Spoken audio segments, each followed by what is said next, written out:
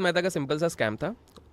उन्होंने banking system का एक लूप होल निकाला। बैंकिंग सिस्टम का लूप होल ये था कि बॉस उस समय पे क्या होता था कि एक बैंक दूसरे बैंक से जब आदान प्रदान करती थी बीआरस के बेसिस पे, बैंक रिसिप्ट्स कहते थे, तो वो एक प्रॉपर उसका रिकॉर्ड बना के एक दूसरे को ट्रैक नहीं करती थी।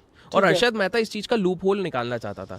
एक सीन होता था कि इसको इस तरह से समझो, सिंपल तरीके से समझो कि मान लो आप बैंक हो उमेर, हाँ। तो आपसे अगर मैं पैसा लेने चाहता हूं तो मेरे पास 30 डेज का टाइम है। आप मेरे अकाउंट में वो पैसा डाल दोगे, आप बोलोगे कि इससे आप ट्रांजैक्शंस कर लो, बीच में जो कमीशन बचेगा आप रख लो, और बाद में जो सामने वाली पार्टी को देना है आप दे दो। तो 30 दिन तक वो मेरे अकाउंट पे इंटरेस्ट फ्री है।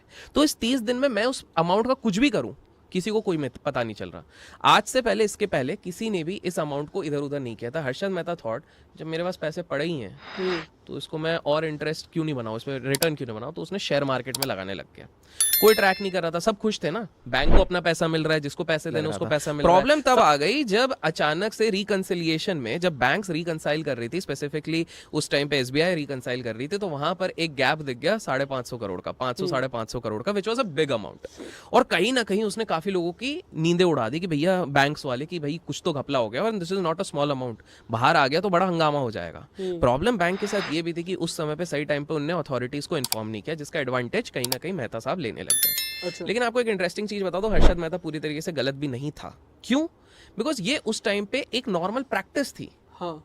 उस टाइम पे हर बंदा कर रहा था। हर्षद मेहता का स्केल बड़ा था, हर्षद मेहता को हर कोई देख सकता था, बस ये डिफरेंस था। इट इज जस्ट लाइक कि आपको पता है कि बॉलीवुड इंडस्ट्री में बहुत सारे लोग कुछ गलत काम भी करते हैं, छोटे लोग भी करते हैं, बड़े लोग भी करते हैं, लेकिन फंसता कौन है? हमेशा नाम आता है बड़े लोगों का।